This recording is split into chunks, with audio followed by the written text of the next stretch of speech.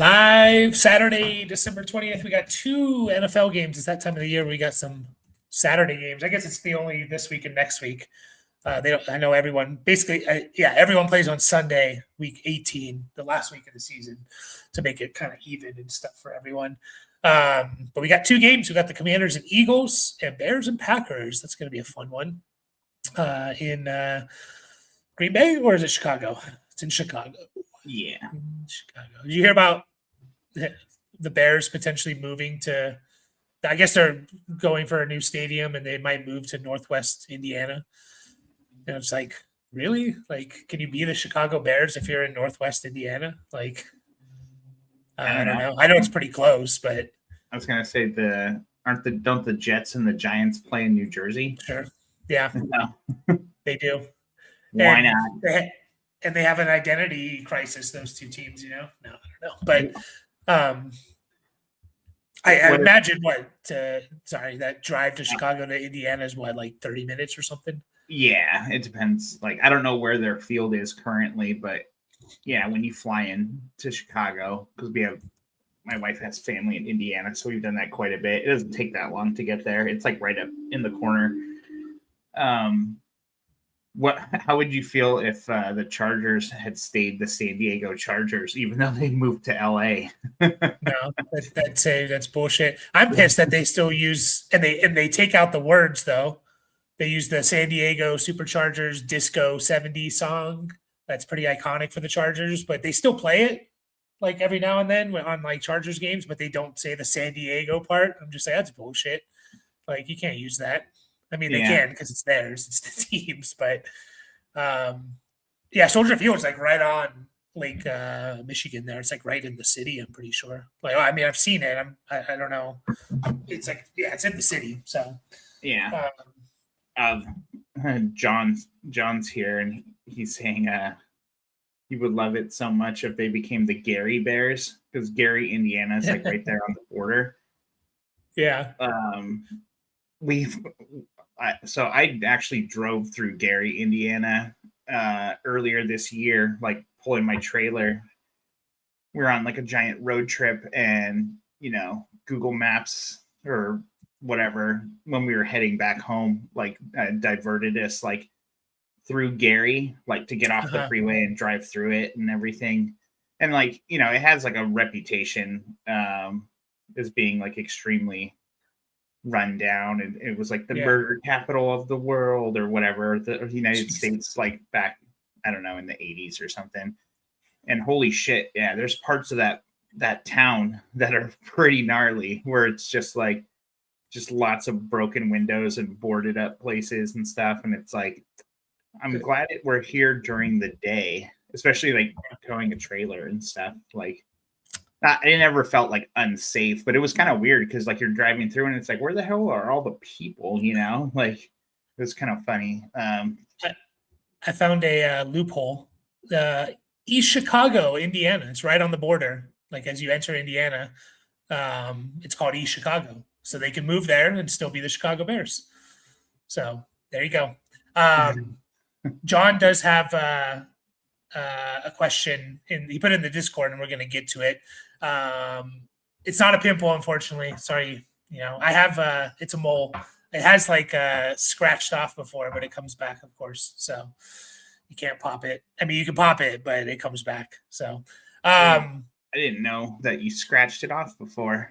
I was like in elementary school by accident, I think. Like, well, fuck, I would hope so. Yeah. I mean, I don't know. You do weird things. We've been following some, like, I always like following like season long records and stuff. We talked about like JSN and can he break the single season receiving record? He's about 300 away with 3 games to go. I think it's a little bit more than 300. Calvin Johnson single season is 1964. JSN's at 1637. So 330 or so. We'll see if that happens. Myles Garrett is like a sack away from breaking the record. He has 3 games to go. The Jets, that's also a mole god. So sorry. The Jets have not still don't have a interception this year, like on defense. That's insane to me. I think they passed like it was like the 49ers did it. Like it was like the first, I think week 12 or something was like the record. And they have surpassed that. So, not even just like a deflection tipped pass. That's kind of crazy. And then Caleb Williams. Let's see where Caleb Williams is at passing yards. He has 4,000. He has 3,150 with 3 games to go. So he basically needs 850 yards in 3 games. So what's that, like 270 or something? 275, 260. We'll see. Yeah. 283. There you go. John has it. 283. How do you feel about like records like that getting broken? With as far like as season? Yeah, just because now there's more games and stuff to do, right? So does it really matter? Yeah, I always say because if we're gonna do that, because people talk about that, like they talked about that with Saquon, and they're like, oh,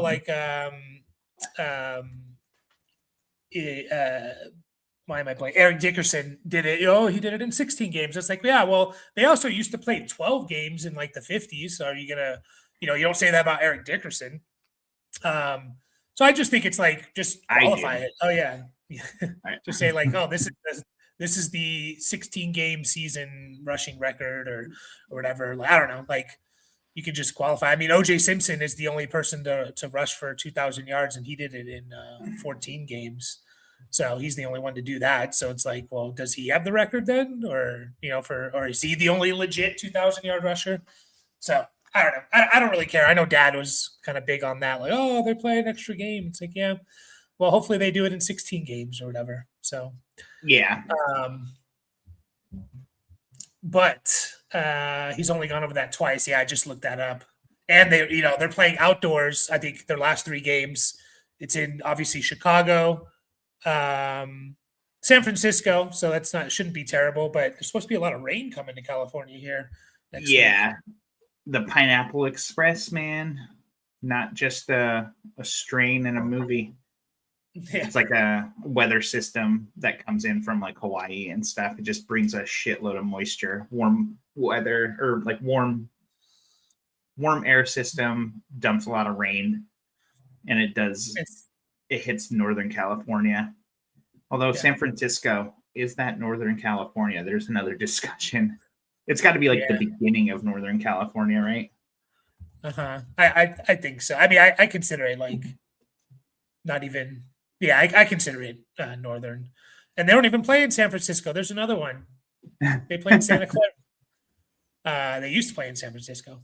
I mean, in fairness, the Rams and the Chargers play in Inglewood. So yeah, sure. Does anyone actually play where they fucking say they are? Cowboys play in Fort Worth, I think, or is it Dallas? I don't know.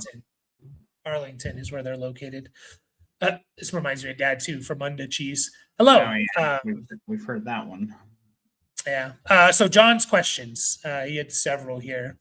Let's get to them here. John's garlic bread, by the way. He's our boy garlic bread. Why can't I find it here? Okay. So he said if Josh Jacobs and or London is out, pick 1 or 2 full PPR. So we don't know about Josh Jacobs yet, right? No, they said yesterday. They said he's more doubtful. I don't remember how they phrased it, but they basically more doubtful than questionable. Yeah, there you go. So it's not looking good for him. All right, let me list off his names. So he has Emmanuel Wilson, Kyle Monangai, Ja'Cory Krosky-Merritt, Deebo Samuel, Ricky Pearsall, and Harold Fannin. He says pick 1 or 2. I assume the or 2 is if London's out, right, John? Like you're playing London. If he's in, if he's out, then you need to pick a second one, essentially. So I think we're going to eliminate Bill. Yeah, I'll type him in the chat here so you can look at him. So Emmanuel Wilson, Manungai, Bill, Debo, Pearsall, and Fannin. Sending that there. So those are the six names there that he's choosing between. I think Emmanuel Wilson. Did Pearsall not get ruled out? Or was he just trending that way? He's questionable still. Okay. Sorry. And Rodriguez is playing, right? Rodriguez is playing. Chris Rodriguez. Yeah. Dang. He's not even on the injury. Oh, yeah. I thought we talked about that. I remember you saying like he was. This was on Monday. Yeah. Yesterday, says he's good to go. That's the first game today too. So. Yeah. So we're gonna rule out Bill there. So I think it's Emmanuel Wilson if Jacobs is out for me. Yeah, I think he's kind of an easy one. So Pearsall's the Monday night game. John said that he's trending to play, but I do see that. So he missed practice yesterday. So I don't know if you've heard anything different, but with a Monday night game, I think you're going to have to like pick, especially Emmanuel Wilson, playing today. I think he's kind of the guy I would go to anyways. Like, yeah. Like I was gonna say Pearsall, even over Pearsall, I think, like with everyone else there. Yeah. So and you don't have a Colt or another 49er there. At least you haven't listed one. So you don't have a pivot, it looks like. So yeah, I think we're gonna rule out Pearsall. We're gonna rule out Bill. I don't Debo mind. This morning. Yeah.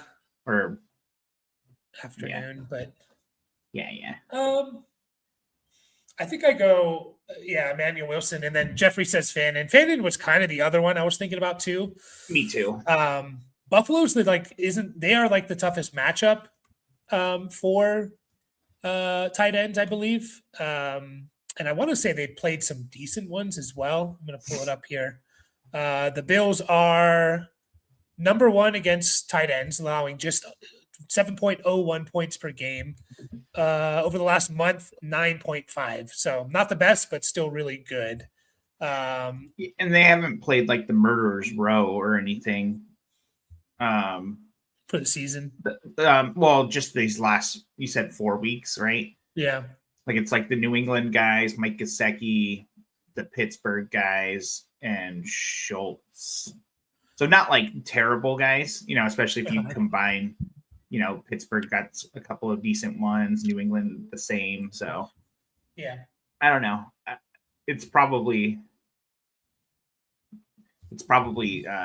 okay, I would say, to start Fannin over Wilson is ruled out again.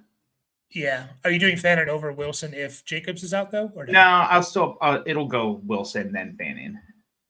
Okay, so if Jacobs is in, then we're going to pivot to Fannin. Yeah, I think so. I think that's the move. Yeah, doesn't look like weather's going to be. It's going to be cold in Cleveland tomorrow. Under freezing, but it does say wind 18 miles an hour. I don't think that's terrible.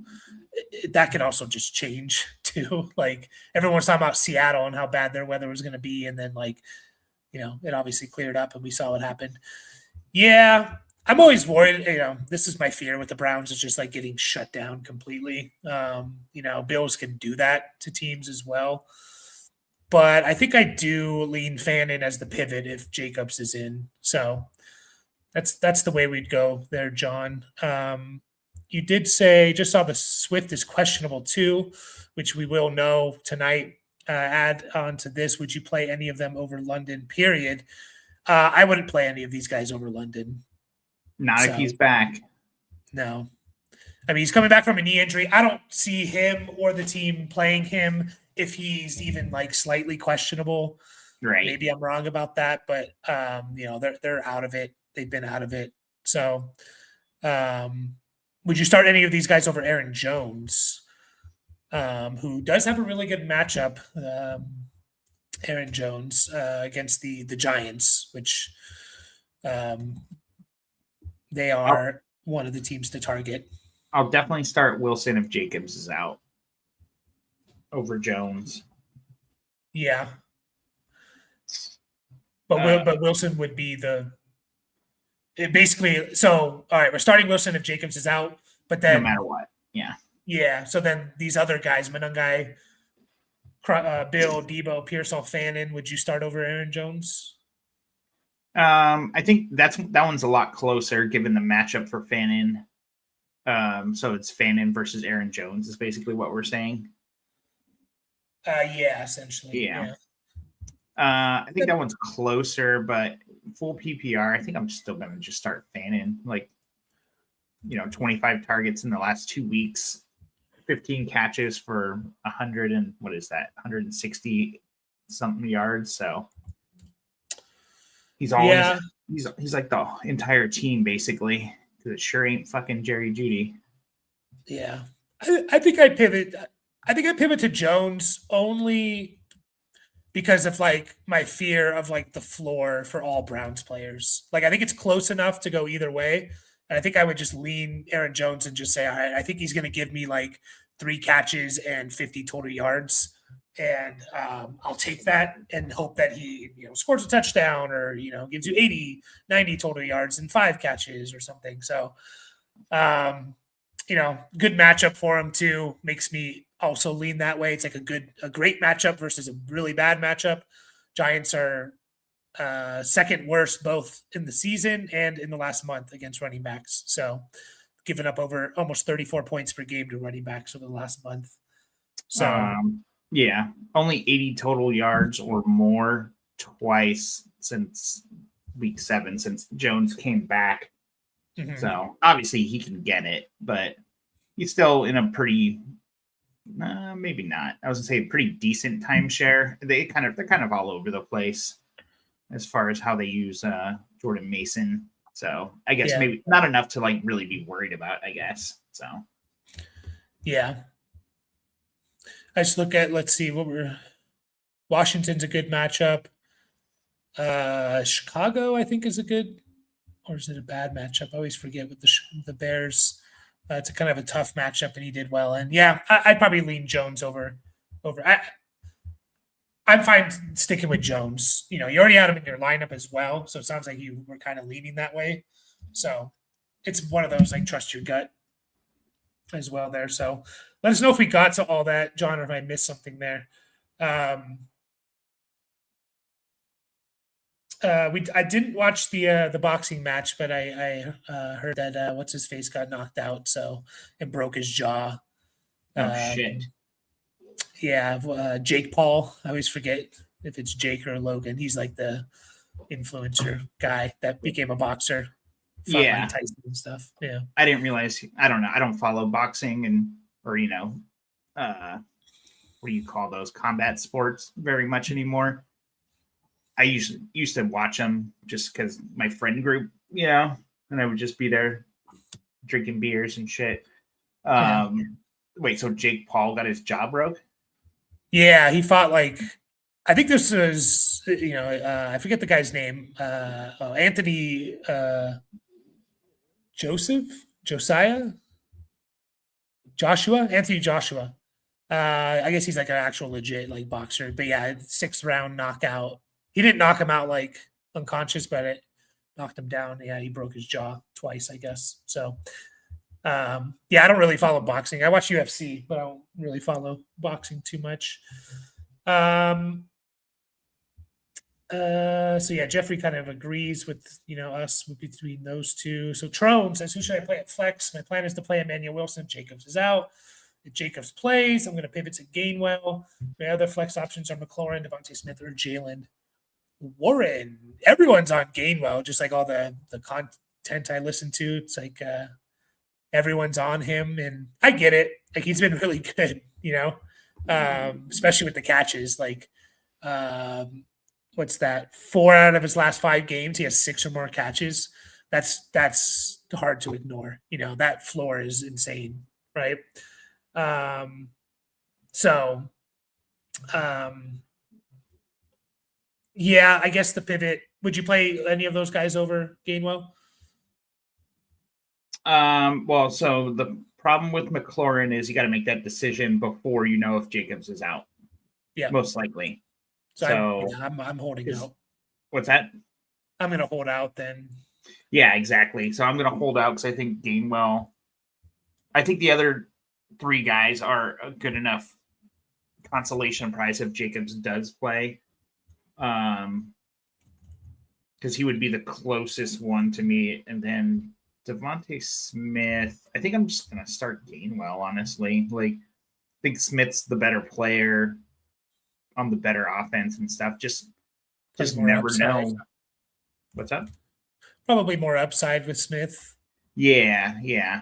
So I wouldn't hate that necessarily either, because I really do feel like, I think I said it the other day. I was like, "Fucking, are we really starting Kenneth Gainwell?" And it's like it's been there. Yeah, 6 or 7 catches, 4 out of the last 5 games. Like that's how they're using him. So, I don't know. I feel like you got to do it. Yeah. Maybe if you were, you're down and you played Puka or Stafford or both and stuff, like maybe you can pivot to a higher upside option like Devonta Smith. That being said, I mean, Gainwell has some upside too. Like he gets a touchdown last week. He has 126 total yards with a touchdown and 7 catches. Like that's 25 points. So it's hard to say like Gainwell does have upside. I think we do agree that Devonta has more. And you got to remember too, like it's Aaron Rodgers throwing him the ball, and so he's dictating what's happening on the field. It's not like the coaches are like, it's like, oh, like we're scheming up Gainwell kind of a thing, Like, I mean, that's happening to a certain extent, but we know how Rodgers is in general. Like he's a very seasoned vet, and when he trusts guys, like he uses them. It's not like a fluky thing. So yeah, I think Gainwell is the move. Would you play Gainwell over Emmanuel Wilson? I don't know. That's what I was just thinking right now. It's like, would I even start Gainwell over Emmanuel Wilson? So it's a small sample size, right, of Wilson without Jacobs. It was just that one game. And he did only play half the snaps, but he was like basically their workhorse, 28 carries, 2 catches, or, 2 targets. So, and that was against Minnesota. My fear, like they won that game 23-6. My fear is like, are they going to be able to run the ball 30 times with Emmanuel Wilson against the Bears? Because that's obviously like they were winning, pretty easily, and probably most of the second half were just handing the ball off. So that's my fear there. So Chris Brooks is the other guy who was playing alongside Emmanuel Wilson in that game, and he's questionable. So, and obviously Marshawn Lloyd is on IR. So yeah, I don't know, man. Like, have they elevated anyone from the practice squad? Yeah, I mean they still can. Let's see they have to have someone on the practice squad. They can't go on Pierre Strong, who can catch passes. He's done in the past. I might go Gainwell over Emmanuel Wilson. As crazy as that is. I don't hate that. But I just don't know. Yeah, Chris Brooks, if I could go back and find what week was that week that Emmanuel Wilson played? 12. Week 12. I want to see if I can find what the split was. So Chris Brooks played, they split early downs. So the snaps were pretty even, like you said, 37 to Emmanuel Wilson, 29 to Brooks. They split early down work. Emmanuel Wilson got the goal line and the short yardage. Chris Brooks had 6 third down snaps to Emmanuel Wilson's 3. They didn't have a 2-minute drill, so we don't know who's in the 2-minute drill there. I'm just, using that for catches and stuff. So I don't know. Yeah. I might go Gainwell over Emmanuel Wilson. I don't feel super confident in that. I don't mind if you want to go Emmanuel Wilson. I wouldn't argue that at all, but I wouldn't be surprised if Gainwell has a better game because I don't know if they're going to be able to hand the ball off 30 times to Emmanuel Wilson. Yeah. Good. So Jacobs rushed 20 times 2 weeks ago against the Bears. So if you think if the game script's going to be similar, I'm trying to remember if there was weather in that game, but I don't think there was. There's always weather. Technically. Yeah, I know. I The know weather is the ceiling. I got it. Yeah. Yeah. I might lean Gainwell over Wilson. So, but I honestly don't. Trone, like it sounds like you were kind of set on starting Wilson, and I would say trust your gut there. But if Jacobs does play, we're going to go Wilson or Gainwell pretty comfortably over those other guys. So, Debo's a maybe. Oh, for the other question, yeah, Debo has been inconsistent, but I'm not super worried about like Jaden Daniels not playing for the Commanders, guys. That's not really factoring in much for me. So, yeah, Debo always has some upside potential. He just hasn't been great really the last 3 weeks or so. So, yeah, last Jacobs news we really got was that late. Was it yesterday late or afternoon where it just said he's more doubtful than questionable. So, luckily we'll know, before the evening game here. So I don't have my phone on me, so I don't know if there's been any updates, but appreciate you, John. And are you moved on, right, John, in the toilet bowl in Poseidon? I think you did. So good luck in that matchup against Sealy. Yeah. You're against Idol. Sorry, you're against Idol. So, and looks like you had a pretty good start. I'm against Sniper, and he had JSN and Puka. So that's a tough start for me, but we'll see. Yeah, we'll see. I mean, I still have a 30% shot. So, that's a pretty decent shot, even playing those against those guys. So, he also had Shaheed. So, Shaheed had 9 points in that league. Oh, wait, Start go back. Pollard. Oh, sorry. Yeah. Sorry, Epic Ape Fight. Morning. PPR wide receiver two wide receivers, or like your wide receiver two. So you're looking for a wide receiver and a flex? That's the way I read it. So I think the real question here, I mean, you could read the whole thing, but I mean, it's DK, Michael Wilson, Sutton, Evans, Pittman. I'm assuming we're picking 2. I wish I could pick 3. I want to know which one of these guys you're starting Michael Wilson over if Marv is out. Is it all of them? No. I think I said Thursday. Like I was okay with Metcalf. I think I might be okay with all these guys over Wilson if Marvin Harrison plays. It was the Mecca Buka was the guy in question. Actually, I would play Wilson over Pittman.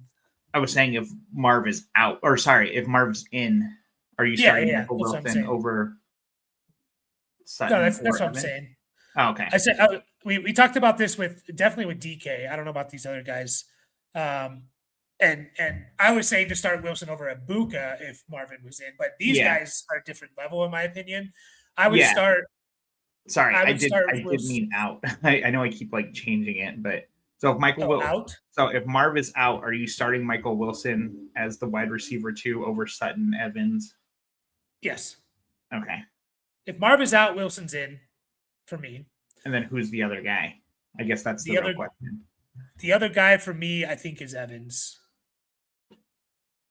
It's very close between him and Sutton and DK. To be honest, like all those guys are kind of grouped together, in my opinion. I think I would lean on the volume. Plus, we know that Mike Evans needs to average 200 and what is it, 50 yards to get to 1,000. So we know that's going to happen. No, but I mean, I just can't ignore the target volume there. Like Metcalf always in contention for a big game, but he's also a little inconsistent. Sutton, I kind of feel the same way. I feel pretty comfortable starting Evans and Michael Wilson if Marv is out. Now, if Marv's Yeah. in, then I'm going to pivot to, I mean, definitely Evans, obviously, and then I'm gonna go Sutton. If Marv's yeah, there. I don't mind it. I might lean DK. Lions have been the worst team against wide receivers. They've given up 52.61 points over the last month to wide receivers. That's insane. Obviously, that's all their receivers, but still, that's a lot of points, man. Well, DK Metcalf is all the receivers on the Steelers besides Gainwell. So I actually might go Metcalf there, but I don't mind Sutton either. Okay, so they played the Rams with Adams. They played the Dallas guys, the Green Bay guys, and the Giants over the last 2 really good wide receiver cores. One team with what was the third team? Green Bay. Yeah. And then Giants guys. Yeah. So, I mean, even on the season, though, they're second worst, almost 40 points a game. I mean, that's a decent mix of guys for sure. As far as like the last 4 weeks, it's like 2 really good sets of guys, and then, one kind of just a bunch of guys, and then the Giants, who's basically just Wandale. Maybe Slayton was there in that game. I don't know. Yeah, I think I might go Metcalf over there. Could be a shootout. They are playing in Ford Field, so it's going to be indoors, no weather concerns at all. I don't know where Denver's. Are they in Jacksonville? So there might not be weather concerns there either. But no, they're in Denver actually, because I remember them talking about the kicker. The kicker for the Jags kicked like a 68-yard field goal earlier this year. Yeah, about long, little. Oh. So the opposite. Is it the opposite? No, short would be the opposite. No. Yeah, short would be the opposite. But anyways, he kicked like a 70-yarder in the preseason. So they're talking about like, is he gonna game-winning 75-yard field goal or something insane? Might as well give it a try if it's 4th and 30 or something, and you're at your own 40-yard line. That's so insane, man. I remember anyways, go ahead. That's only 50. No, it's just crazy, like the progression of kickers. For what? Yeah. No, I don't know. I'm just trying to do math. Add 17 or 18. I always forget if it's 17 or 18 that you add. I think it's 18. I think it's 18. Yeah. I just remember like with kickers, like anything over 50 was like you're nervous, and now it's like anything over like 50 or anything under 60, you're like, they better make this damn kick, So yeah, epic. Hopefully we got to all that. So Michael Wilson and Evans if Marv's out, Evans and DK for me if Marv's in, Evans and Sutton for my brother if Marv's in. So Evans is the for sure start of those guys. And if you're starting a third, then it's easily, Sutton / DK there. So Pollard or Rico? I think I'm going to go back to Rico. Are you worried about his involvement last week? Because it was good. So we were kind of like wondering like what this was going to look like when they came back off the bye, right? It could just be riding the hot hand somewhat. Chuba kind of was just better before their bye, but it's still a 60-40 split the last 2 games, like one for Rico, one for Chuba. So it could just be that again. And I don't necessarily mind that. Mm-hmm. Yeah, I'm not super worried about we talked about that when people were worried about him, a couple weeks ago. It's like, well, he's still got like 20 touches and stuff, and then basically the same thing this last week, right? He's just not producing with it. Pollard's been running well. It was against 2 good deep. It was against Cleveland and San Francisco. I don't think San Francisco's defense is great, but obviously Cleveland's is pretty good. Now they play the Chiefs. I think I still lean Rico, just because I think the floor is worse for Pollard. So you said Rico, right? Yeah, I did. Where are the Chiefs for points allowed? I was okay. Yeah, points allowed to running backs. They're fourth. They're the fourth worst matchup. Yep. So and in terms of points per game, they've been basically like bang on that the last month, 18 points for the season, or 18 and a half for the season, 18 for the last month. So yeah, although I know they have a bunch of injuries, the Chiefs. They one of their linebackers is out, one of their corners is out. Actually, that's it on defense. Oh no, one of their safeties is out. One of their defensive tackles is out. So I don't know if all those guys are starters off the top of my head, but I know I remember seeing like their injury report. So yeah, we're gonna go Rico there. I think the floor is just better. So no problem, Trone. Hello, Alex. Okay. Parkinson only put up. Why not? It makes me laugh. Yeah. Parkinson only put up 4 points, so currently only have a 39% chance to win. My other starters are Knicks, Nico, Olave, CMC, Barkley. Should I consider upside with? Oh, so that's going back to Gainwell versus Devonta Smith. I mean, you have a lot of upside there in general. I don't know who you're playing, obviously, but I can't imagine you dropped I can't imagine you dropped from the favorite to 39% chance to win because of Parkinson. So yeah, we kind of talked about that, right? Like how far off his projection was he actually? Probably 4 points, 5 points. Yeah.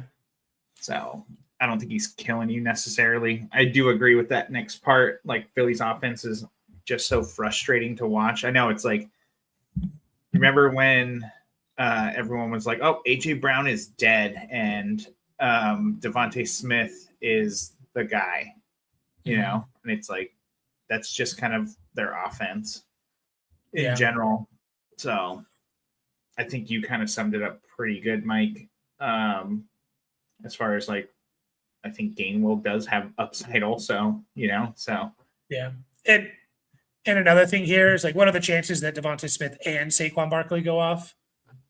Yeah, probably pretty low, and you're not benching Barkley, so I think I just stick with Gainwell. And I mean, this could be a game like Hurts threw for 3 touchdowns last week, but he only threw for 175 yards and 15 times.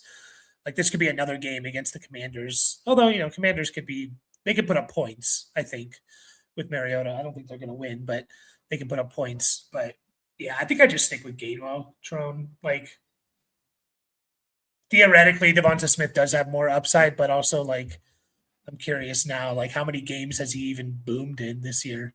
Like Gainwell's at least had a handful, right? Devonta Smith. I mean, his best game is obviously 9 for 183 and 1. Other than that, is 8 for 114. I don't consider that a boom game. It's a really good game, 19 points, but without the touchdown.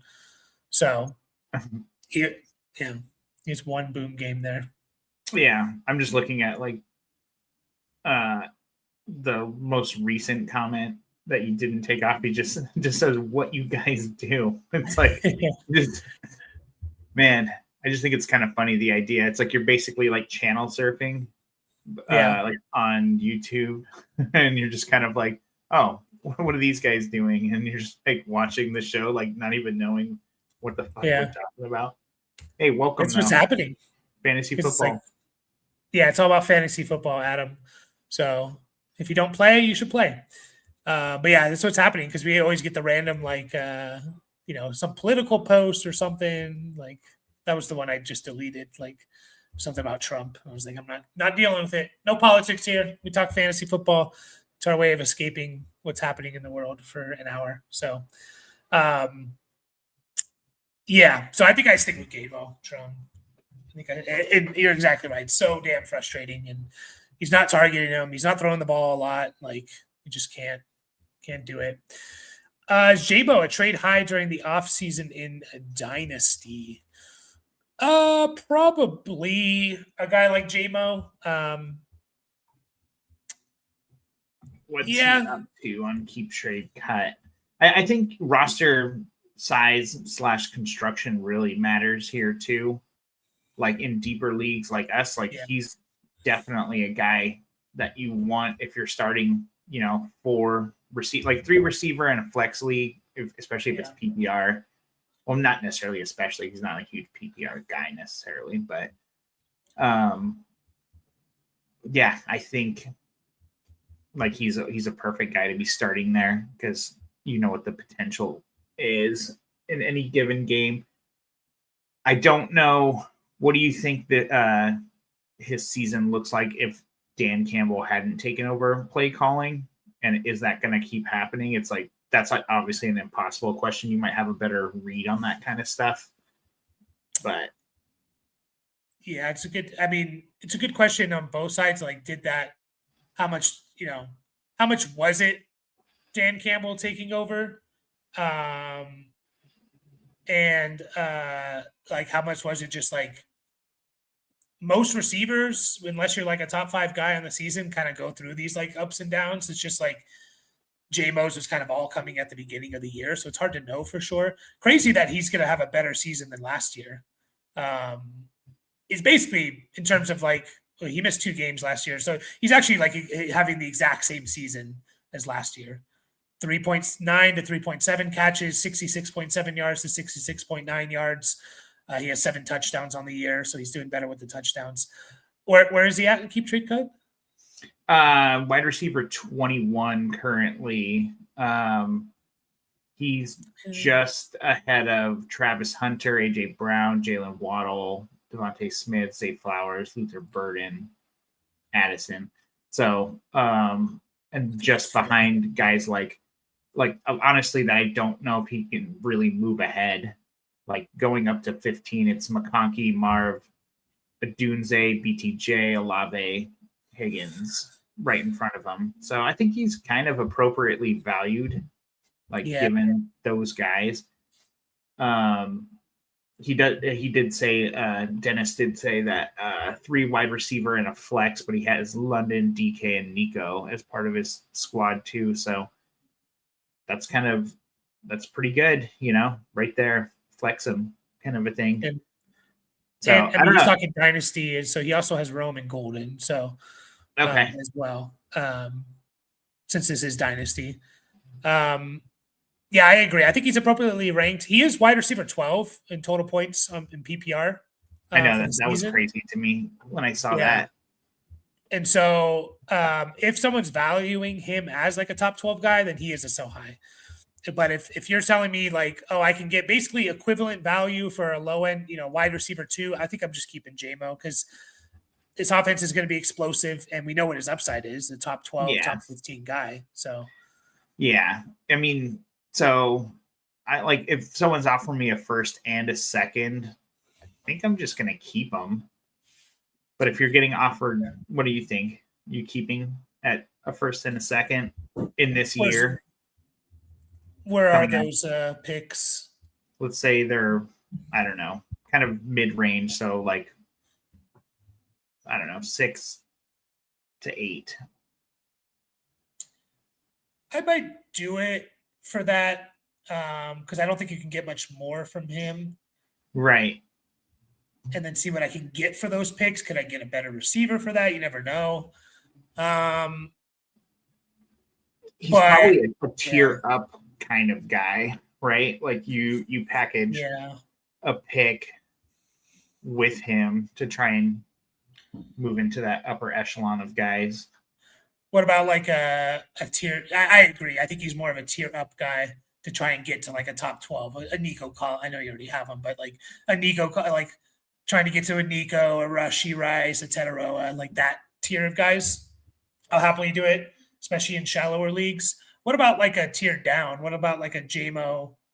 Maybe this is just essentially like a first and a second, but like JMO for a first and Luther Burden, do you kind of just view that as like a first and a second?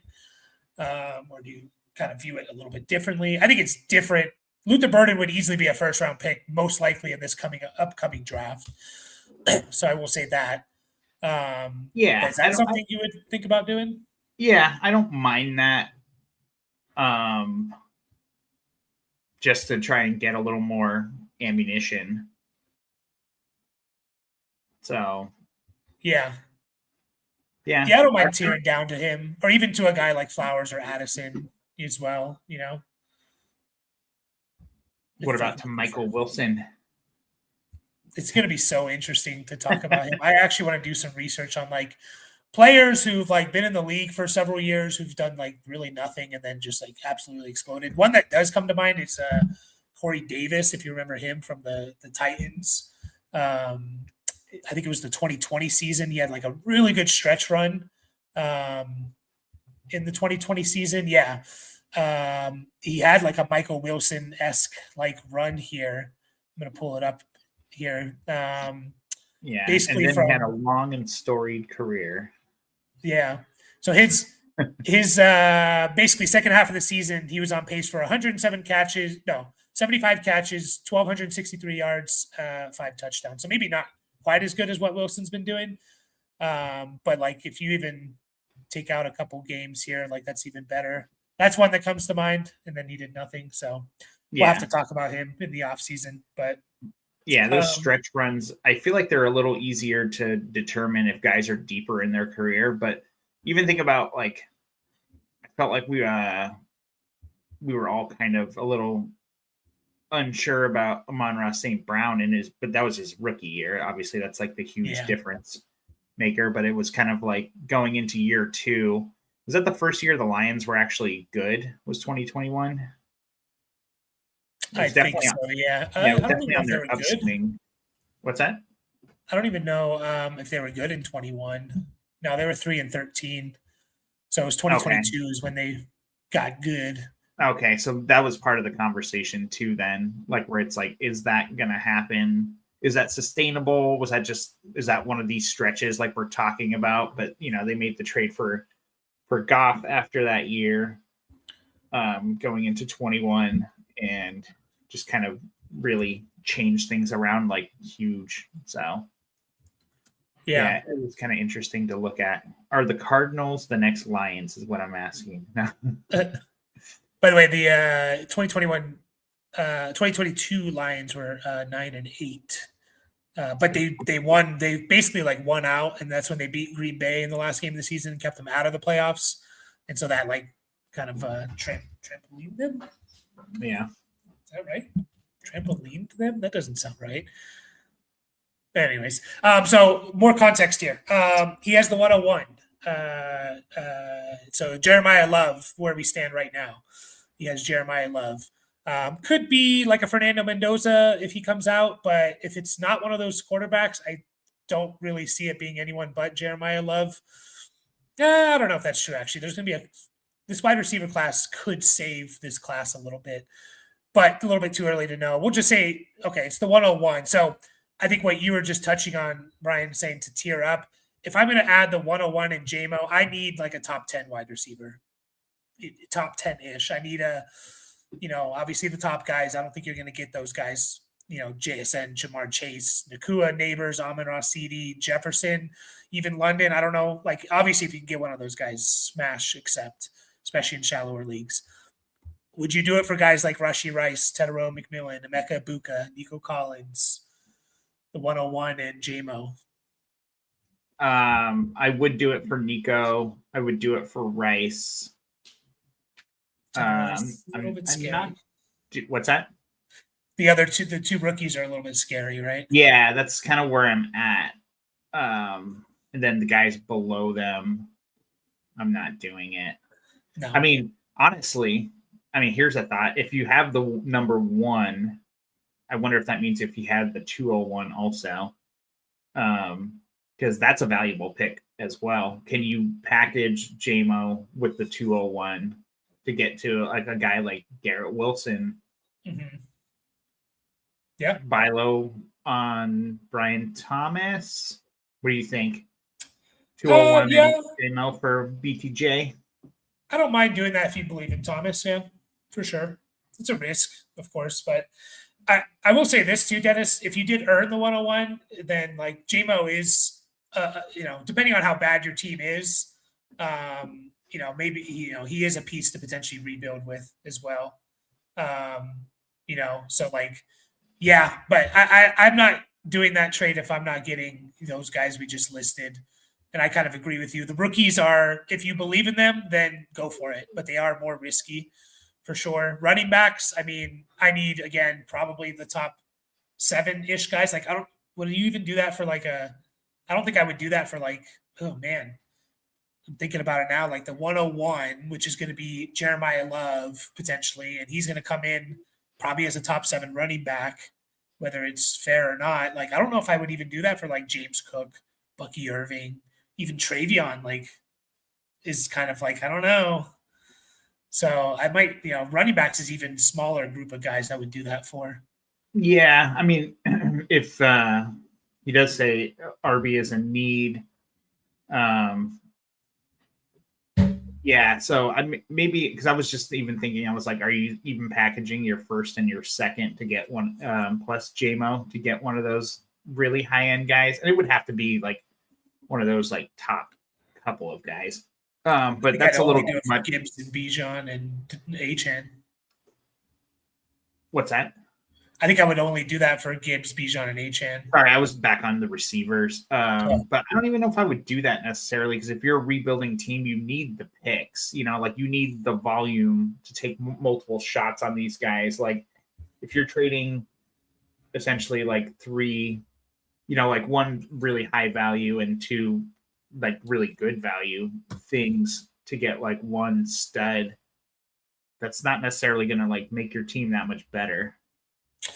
Is this super flex, Dennis? Because that does also change. I think the 101 becomes even more, it becomes even more of an asset if it's not super flex.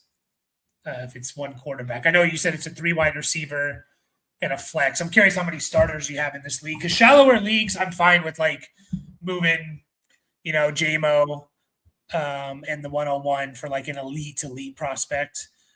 Deeper leagues, I think. I think that's a good. Sorry, I wasn't really paying attention when you started talking about running backs, but yeah, no, that's legit. Like trading the 101 and Jameson for one of these high end, no doubt about it. RBs. So crazy that Genty. I mean, I get it, but hasn't really lost value at all this year. Still RB5. Just shows you like the staying value for these top picks sometimes. It's a 1 quarterback, 2 running backs, so that's 3, 6, 8, 9. So it's a start 9. 2 tight end league. 2 tight. Oh, did I count that wrong though? 3, 6, 7, 8, 9. Start. Wait. 3, 6, 7. Yeah, start 9, right? Yeah. And 12 team, I assume. So it's on the shallower side. So you want to get these high end assets if you can, like, even just a couple of them. So I don't mind tearing up for sure. But yeah, it has to be one of those top 10 wide receivers, 10-ish. Basically, like, go to Keep Trade Cut and look at the wide receiver rankings. It's all those guys in the top 12. Except for the 2 rookies, I don't, I'd be a little bit hesitant on unless you really believed in them. I wouldn't do it for Pickens or Garrett Wilson or McConkey, those guys that are right outside the top 12. And then the running backs, yeah, to me, it has to be like Gibbs, Bijan, Achane, because you're getting Jeremiah, giving up Jeremiah Love essentially. Like he's going to be right there with Genty when he comes into the league. Whether or not he's better, I don't know, but he's a potential like top 10 pick who's going to go to the Chiefs. Imagine that. So join us in the offseason, Dennis, and we're going to talk a lot more Dynasty, and we'll get a lot more clarity on this draft. Also join our Discord for anyone that's not in it. And whenever we go live and stuff. So sorry, you were going to say something? I was just going to say a couple of things. If your trade deadline's not passed, trade them now to a contender. Yeah. especially if the contender has an underperforming guy, or that's not going to help him, like a Rashee Rice or a Justin Jefferson. Or a Jacobs who's not going to potentially play, you know. I don't Yeah. know. Yeah, I guess The other thing I was going to say, I know you have a hard out in like a couple of minutes, and Yeah. our guys started showing up. We got Marv and yes. Down with Fun here. Let's get these real quick, and then we got to take off. We'll be live again tomorrow, guys, an hour before the games. At least me, maybe both of us. So, benched Walker for Brees. I'm sad. Yeah, but don't I get worry. it. The process was correct. I did too. I did too. Not for Brees, but yeah. Yeah, I mean, there's still hope there for sure. What's up? Down with Fun. Need one wide receiver, 2 flex. So you got Keenan Allen, Coker, Watson, DJ Moore, Sean Tucker. I like DJ Moore without all those guys. yeah. I think it's Coker and Watson if he plays. Yeah, which you'll know today, which is convenient, because then you have pivots. Keenan Allen is getting targets, but like he's just not doing much with it. I would start, man, who are you starting, Keenan Allen or Tucker if Watson's out? I know that was kind of where my head was already going. Like, it has to be Allen. Yeah, I think so. There's just no role outside of the goal line for Sean Tucker. Yeah, and that could go away too. He's playing in the teens for snaps. Yeah, and that could easily go if they're in hurry up or like he could just not get that. So it's a very specific situation. So it's got to be Keenan Allen. If Christian Watson's out and if he's in, then it's Coker, Watson, and DJ Moore. DJ Moore is the no doubt about it. Yeah. And Watson is too with this group of guys if he plays, in my opinion. Yep. So yeah. Awesome. So we're gonna be back tomorrow, guys. Appreciate you all. Win those matchups. Hopefully, we got some decent amount of fantasy relevant players going in today's game. So enjoy the games, and we will see you all tomorrow, hour before the games. Join us and join the Discord if you're not in it already.